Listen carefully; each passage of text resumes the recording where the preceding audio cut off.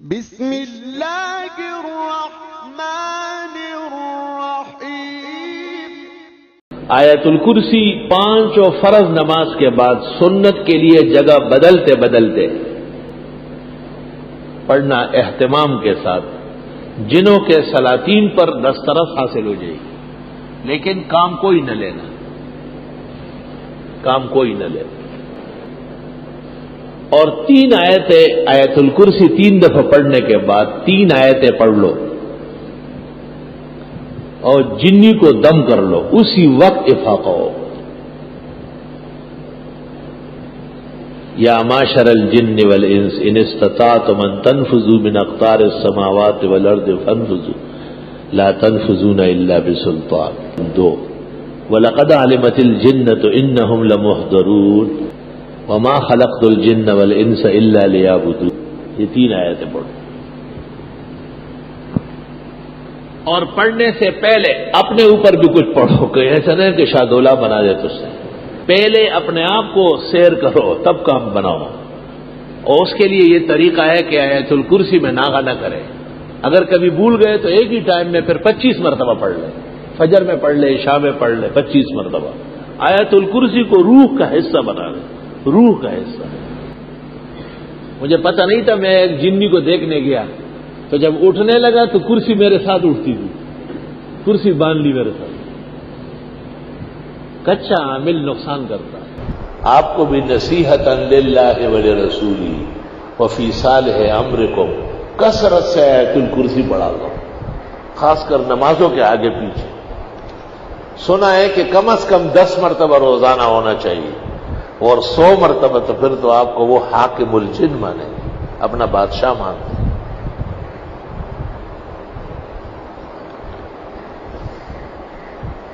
ایک جن نے مجھے کہا کہ آپ آیت الکرسی بند کر دیں، ہم سب کچھ آپ کا کر لیں گے۔ میں نے کہا میں لعنت بھیجتا ہوں، مجھے نہ تو چاہیے نہ تیرا سب کچھ چاہیے، آیت الکرسی پڑھوں گا۔ اور میں نے اس دن 100 کی جگہ 300 مرتبہ پڑھی، تو اس نے مجھے ایک کاغذ پہ لکھ کے دیا کہ ہنی اللہ کا علم کل مبارک، مبارک ہو آپ کا یہ علم، الحمدللہ۔ میں نے کہا مجھے تمہاری پناہ نہیں چاہیے، کوئی ضرورت نہیں، آج ہے کل تیرا موڈ آف ہو جائے گا، پھر میری پٹائی کرو گے۔ آیت الکرسی مختلف اکابر علماء اور اولیاء مختلف تدابیر کے ساتھ پڑھتے تھے۔ حضرت صلی اللہ علیہ وسلم نے بھی بعد الفرض بعد الصلاۃ پڑھنے کو فرمایا ہے۔ کہتے ہیں دنیا کی زندگی عزت سے اور بوقت موت آرام و راحت، اور قبر میں نجات عذاب قبر سے ہو جاتی ہے، بشرطے کہ ہر نماز کے بعد 1 مرتبہ پڑھے۔ شمس الائمہ نے مبسوط میں کہا ہے، اور کاسانی نے بدائی میں، اور ابن نجیم نے بحر میں، اور ابن الحمام نے فتح القدیر میں، اور محدث بنوری نے معارف السنن میں، کہ جن فرائض کے بعد سنن ہے جیسے ظہر مغرب عشاء، وہاں یا تو سنتوں کے لیے جگہ بدلتے بدلتے اس کو پڑھ لے، اور یا یہ کہ سنتوں سے فراغ پر پڑھ لے۔ اور جن نمازوں کے بعد سنن نہیں ہے جیسے فجر و عصر، بے شک وہاں آپ نماز کے بعد پڑھیں۔ اس عاجز اور فقیر اور نابکارہ کا یہ اعتقاد ہے کہ ادائے سنت کے لیے تو یہی کافی ہے، البتہ مختلف فوائد و برکات کے حصول کے لیے اس کی تعداد بڑھا دی جائے۔ ہر نماز کے بعد 3 مرتبہ، اور اگر صبح اور شام پڑھنا ہو تو 25 مرتبہ۔ عمر بھر کے لیے جنی شیطان آپ کا کچھ بگاڑے گا نہیں، بلکہ ہاتھ جوڑ کر آپ کے سامنے خدمت کے لیے کھڑا ہو۔ ناغہ نہ کرے، بس ناغہ بڑا خطرناک ہے۔ بزرگان دین کہتے ہیں ہر شخص وظیفے سے فضا میں اڑ سکتا ہے، لیکن افسوس کہ وہ ناغے کا شکار ہو جاتا ہے۔ بخاری شریف میں ہے، رسول اللہ صلی اللہ علیہ وسلم نے صدقات کے اوپر ابو ہریرہ کو مقرر کیا، ذرا خیال رکھنا۔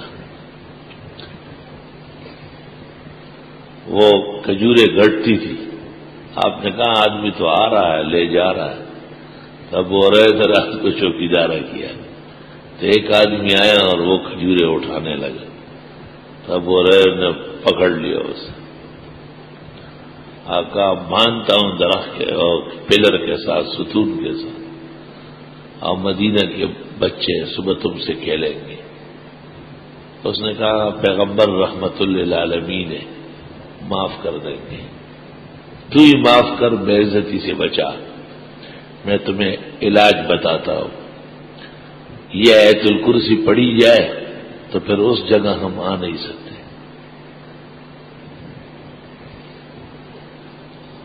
طویل قصہ ہے، میں نے مختصر کیا، 2-3 دفعہ کہتا نہیں آتا اور پھر آتا۔ تو جب اس نے آیت الکرسی بتائی اور ابو ہریرہ صبح حضرت کو بتایا تو آپ نے فرمایا کان کذوبا وقال صادقا، تھا تو جھوٹا لیکن آیت الکرسی کی جو فضیلت بتائی کہ اس کے پڑھنے کے بعد وہاں شیاطین نہیں آ سکتے یا جنات نقصان نہیں کر سکتے، یہ ایک سچی بات ہے اور حقیقت ہے۔ بعض لوگ کہتے ہیں کہ ہم پڑھتے اور فائدہ نہیں ہوتا، اس کے کئی وجوہات ہیں۔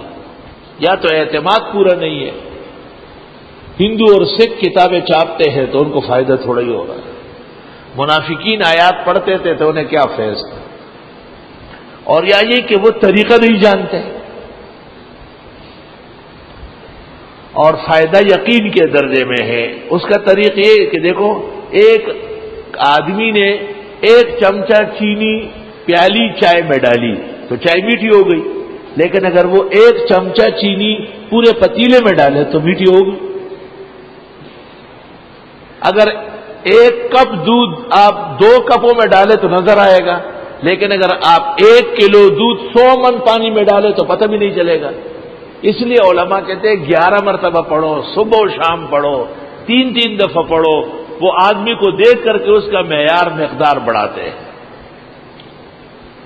میں نے خواب دیکھا ابھی 2-3 سال میں کہ 2-3 جنات ہیں اور مجھے کہتے ہیں تم کیا ہمارے خلاف ہر وقت باتیں کرتے رہتے ہو، ہم تمہیں سیدھا کر دیں گے۔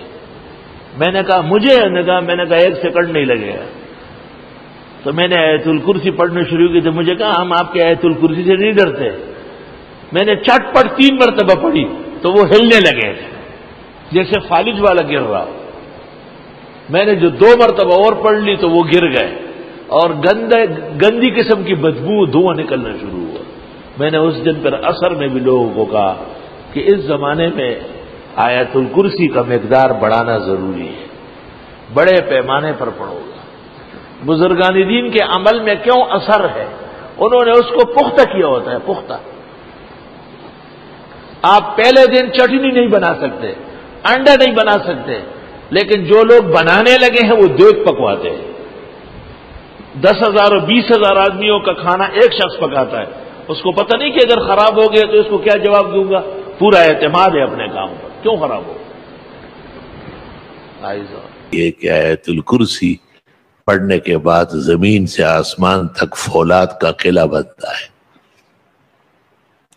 اور اس میں یہ غیبی مخلوقات، نظر نہ آنے والے اشرار اور یہ دوسری کائنات مفسدین یہ داخل نہیں ہو سکتے۔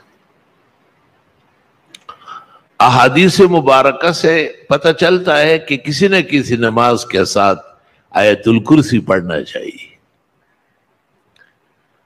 اس عاجز اور فقیر پر تسلسل حیات کے ساتھ یہ واضح ہوا ہے کہ کم از کم 25 مرتبہ روزانہ آدمی آیت الکرسی پڑھے، خواہ فجر کے وقت پڑھے، ہر نماز کے ساتھ 5 دفعہ پڑھے، رات کو پڑھے، اور پورا ورد کرے 100 مرتبہ کا تو اور ہی بہتر ہے۔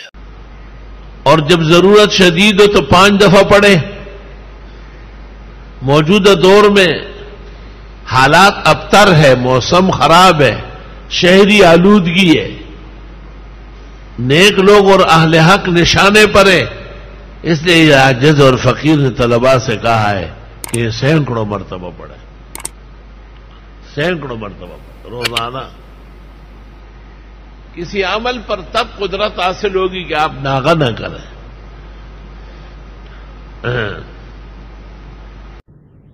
یا ایھا الذین آمنوا، اے ایمان والو، انفقوا مما رزقناکم، خرچ کر لو اس مال میں سے جو ہم نے تمہیں دیا ہے. 100 آیات میں توحید خداوندی کا مسئلہ تھا، پھر 76 آیات میں رسالت کا مسئلہ تھا، ما شبہات اور اس کا رد و اجوبہ، اور پھر 177 سے لے کر اب تک جہاد، قواعد اربعہ لسیاست المدنیہ اور 18 فروعی احکام تدبیر منزل کے لیے اور ان کے توابع مکملات اور متممات. یہاں سے وہ چوتھا مسئلہ انفاق فی سبیل اللہ کا بیان ہے. اس کا یہ مطلب نہیں کہ انفاق پہلے نہیں گزرا، نہیں، انفاق کے لیے ترغیب و تشویق تو پہلے سے ہے، لیکن ایک منفرد تفصیل اب یہاں سے ہوگی. جیسے سورت کے اندر کئی جگہ جہاد ہے، لیکن 10 اوصاف، 5 اعتقادی اور 5 عملی نہ پہلے تھے نہ آئندہ ہے. ایک ایسا مقام آیا جہاں خاص مجاہد کی تربیت، سپاہی اور فوجی کی ٹریننگ کا مسئلہ پیش آیا. اے ایمان والو، خرچ کرو اس مال میں سے جو ہم نے تمہیں دیا ہے، اس سے پہلے کہ آ جائے وہ دن، من قبل ایات یوم، اس سے پہلے کہ آ جائے وہ دن، لا بیع فیہ، جس میں خرید فروخت نہیں ہوگی، ولا خلہ، اور نہ کوئی دوستی چلے گی، ولا شفاعہ، نہ سفارش. دنیا کے اندر تکلیف 3 طرح رفع ہوتی ہے، مال و دولت خرچ کر کے، لا بیع فیہ، تعلقات لگا کر، لا خلہ، عہدہ استعمال کر کے، ولا شفاعہ. تو مال خرچ کرنا بہت ضروری ہے تاکہ قیامت کے دن روسیائی سے بچ سکو. والکافرون هم الظالمون، اور کافر واقعی ظالم ہے. ذرا توجہ کرو، اے ایمان والو، مال خرچ کر لو کیونکہ کافر بہت ظالم ہے. اگر وقت پر خرچ نہ ہو کافر غالب آ جائے گا، اور جب کافر غالب آئے گا تو پھر آپ کی بے عزتی بہت ہوگی. جیسے قیامت کے دن نہ بے چلے گی، نہ خلہ اور نہ شفاعت. دنیا کے اندر بھی کفر کے غلبے کے مقابلے میں مسلمان پریشان ہو جائے گا. اے ایمان والو، خرچ کرو کیونکہ وہ دن آنے والا ہے جس میں پھر اخراجات کارگر نہیں ہوگی. لا بیع فی ولا خلۃ ولا شفاعہ. اے ایمان والو، انفاق کر لو اس مال میں سے جو ہم نے تمہیں دیا. اگر تم ہمارے دیے ہوئے مال میں سے موقع پر خرچ نہ کرو تو کفار غالب آ جائے گی.